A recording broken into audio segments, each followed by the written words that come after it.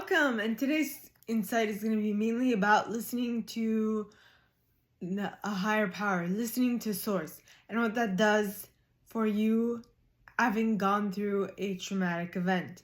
Now, in any situation in life, you need to be able to listen to God. You need to be able to listen to source.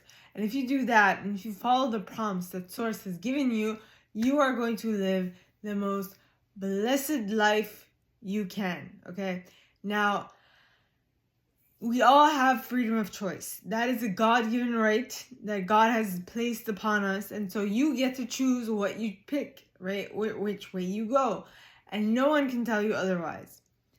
Though when you choose differently than what God has sent your way, all right, the probability of you living an extraordinary life is slim to none.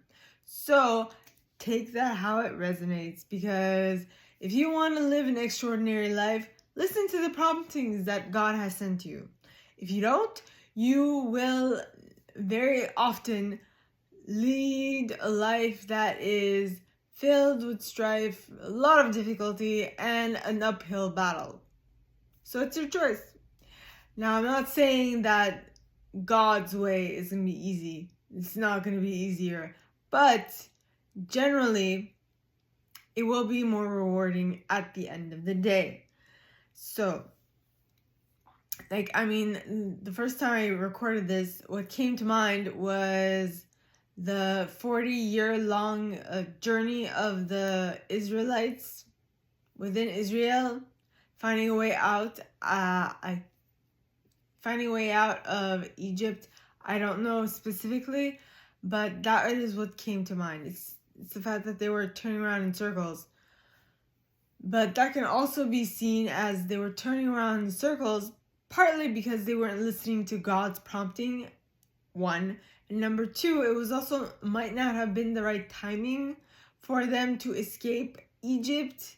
But in either case, basically, if you listen to God's prompting in the correct order, there will not be a delay, which is something that I've dealt with a lot, okay, especially in the last 2 years. But specifically, I believe that God prompted me to go to a specific church because God knew that these 2 years were going to be hard, they were going to be tough, and they were tough. They were hard, but because of the fact that I went to this new church, I have been filled with the necessary strength and might to actually hold my own against some pretty harsh evils that, sometimes prey on the weak, prey on your play on what you naturally will gravitate towards.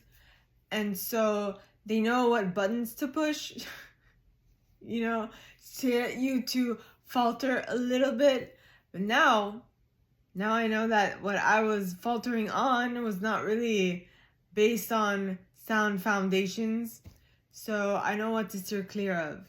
So is there something that you are avoiding to look at because you are just too either happy and content with where you are and are just too connected to that thing that you are,